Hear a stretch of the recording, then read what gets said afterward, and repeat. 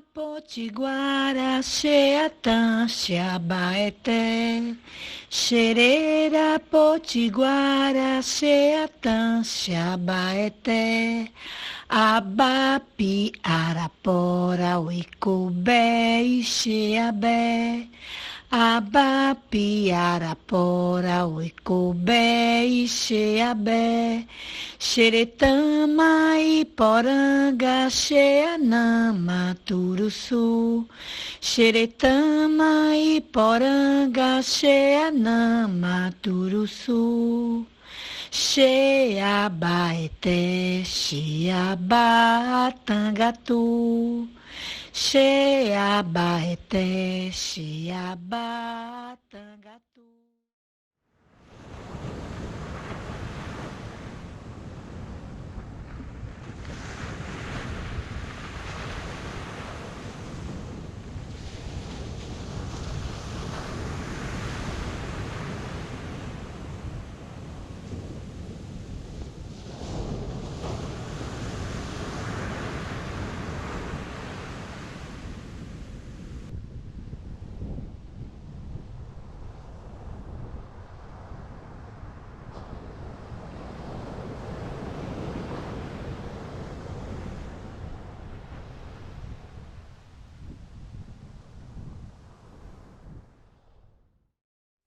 Eu não tenho a minha aldeia. Eu não tenho a minha aldeia. Minha aldeia é minha casa espiritual deixada pelos meus pais e avós. A maior herança indígena, essa casa espiritual é onde vivo desde a tenra idade. Ela me ensinou os verdadeiros valores da espiritualidade, do amor, da solidariedade e do verdadeiro significado da tolerância. Mas eu não tenho minha aldeia e a sociedade intolerante me cobra algo físico que não tenho, não porque queira, mas porque de minha família foi tirada sem dó nem piedade. Eu não tenho a minha aldeia, mas tenho essa casa iluminada deixada como herança pelas mulheres guerreiras, verdadeiras mulheres indígenas, sem medo e que não calam a sua voz. Eu não tenho a minha aldeia, mas tenho o fogo interno da ancestralidade que queima, que não deixa mentir, que mostra o caminho, porque a força interior é mais forte que a fortaleza dos preconceitos. Eu já tenho minha aldeia. Minha aldeia, meu coração ardente, é a casa dos meus antepassados e do topo dela eu vejo o mundo com um olhar mais solidário que nunca, onde eu possa jorrar milhares de luzes que brotarão mentes despossuídas do racismo e preconceito.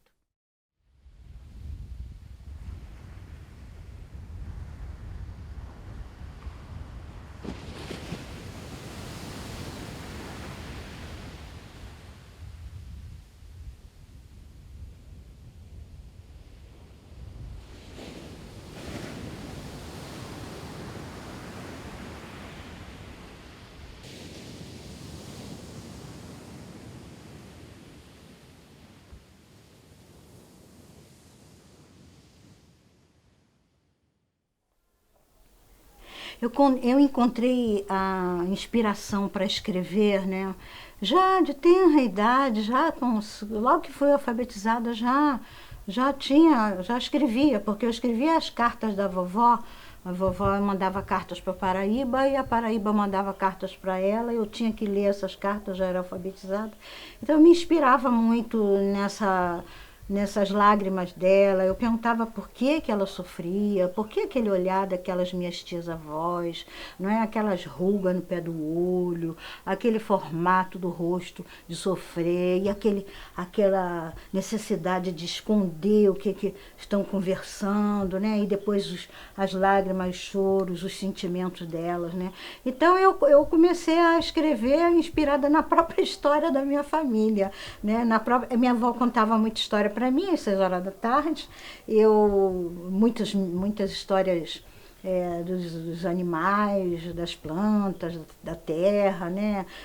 Como as pessoas chamam normalmente o mito de origem de vida, né?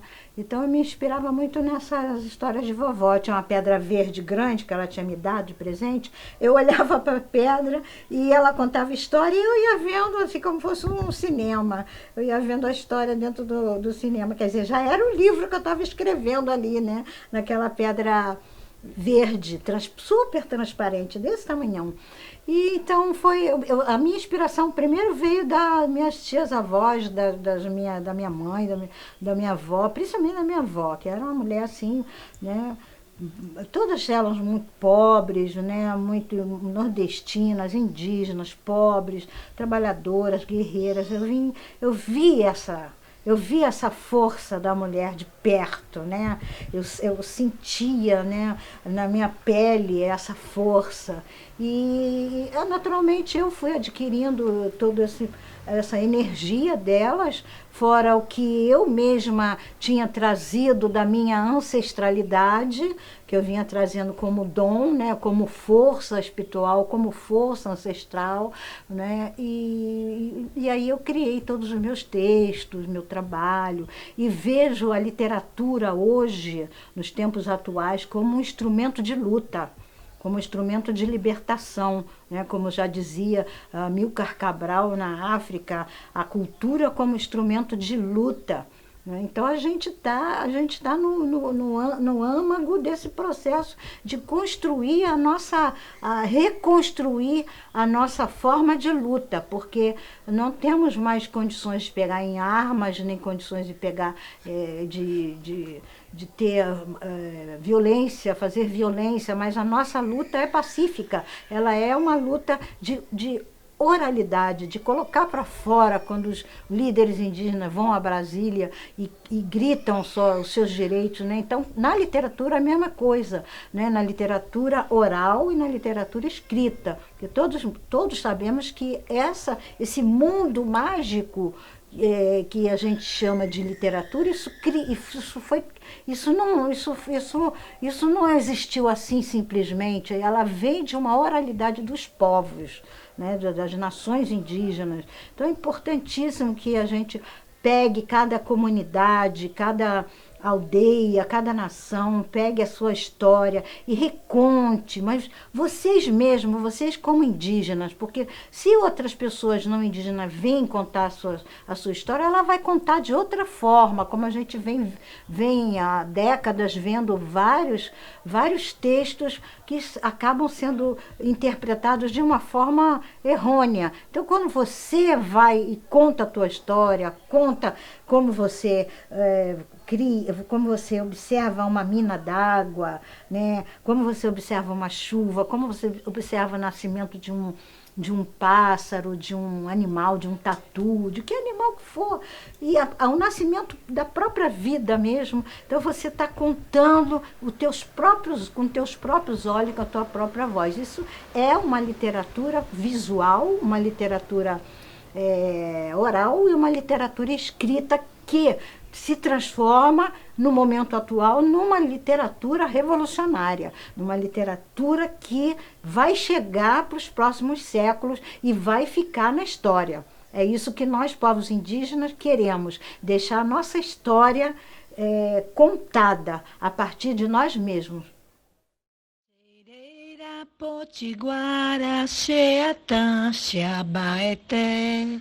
Xerera, Potiguara, Xeatã, Xabaeté.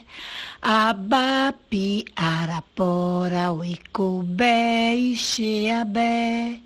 Abapi, Arapora, Uicubé e Xeabé. Xeretama, Iporanga, Xeanama, Turuçu. Xeretama, Iporanga, Xeanama, Turuçu. Xeabaeté, Xiabatanga, Xeretama, Iporanga, Xeanama, Turuçu. Xeretama, Iporanga, Xeanama, Turuçu. Sheabaete, Sheabatangatu, Sheabaete. Vou ler para vocês um texto chamado Terra. Quando eu vi as araras, seus rabos azuis, azul real, só pude bater forte meu coração amante pela minha terra verdinha. Eram araras de todos os tamanhos, de tantos gritos, de tantos gestos, e bailavam pelos ares, dando 1000 voltas e gracejos. Elas beijavam e conversavam como os casais românticos que juram amor eterno. Eu te vi, arara querida, verde, amarela, azul e branca. Te vi voando, solta, livre. Eras tu mesma, minha querida terra, minha terra querida. O escritor não tem que ter ego, o escritor tem que ter a responsabilidade de repassar a mensagem. E que esses jovens que estão vindo, das novas gerações, até das próximas gerações, que eles tenham como maior elemento da sua vida o olhar, a observância, o colocar-se no lugar do outro, ao respeito às mínimas coisas que existem no planeta. Os mínimos detalhes, os mínimos gestos, o mínimo olhar, os mínimos alimentos, tudo a gente tem que começar a ver pequenininho, tem que ver aquela coisinha pequenininha atrás do pequenininho, para você sentir e para você poder se tornar um escritor. Você sendo essa pessoa, com certeza você vai deixar um legado para os seus bisnetos, tataranetos, né, e a sociedade, enfim, para o nosso querido planeta, né, a preservação do nosso planeta. É a minha tese, a minha vontade continua sendo, apesar de constatar toda essa destruição do meio ambiente, dos mares, das chuvas, das plantas, do próprio ser humano, que o ser humano se está matando, ele está se suicidando através da forma de pensar, das drogas, de várias coisas do dia a dia que destrói a que o ser humano perceba uma sementinha nascendo dentro da terra, sabe? Que ele possa ver isso e ele possa transformar isso num grande evento, num evento planetário. Aqui que eu vivo, nessa roça, nessa poeirada toda aqui, mas aqui que eu tenho inspiração, que eu faço meditação, aqui que eu penso sobre a minha vida, aqui que eu penso, que eu escrevo, né, que as pessoas vêm me visitar, fazem fotografia, né? Eu converso com todo mundo que vem aqui, tenho muito carinho com todas as pessoas que me procuram, que me buscam, sabe? Eu tenho um amor muito grande pela humanidade, muito, muito, muito. Assim, se não fosse esse amor que eu tenho pela humanidade, eu não conseguiria escrever esses textos, escrever esses livros, escrever essas poesias, escrever essas... Eu chamo de filosofia. Isso tudo eu aprendi com a minha avó.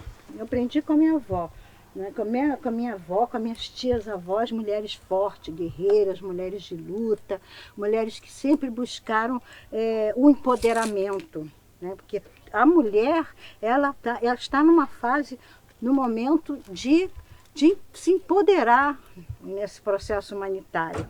Porque ela ainda é oprimida, ela está oprimida, mas ela está em busca de sair desse processo de opressão. Isso é muito importante.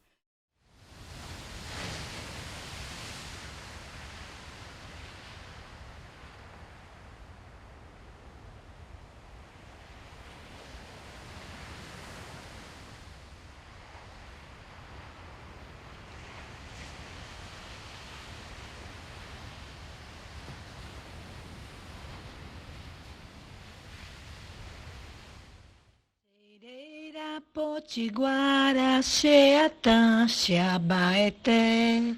Xerera, Potiguara, Xeatã, Xabaeté. Abapi, Arapora, Uicubé e Xeabé. Abapi, Arapora, Uicubé e Xeabé. Xeretama, Iporanga, Xeanama, Turuçu. Xeretama.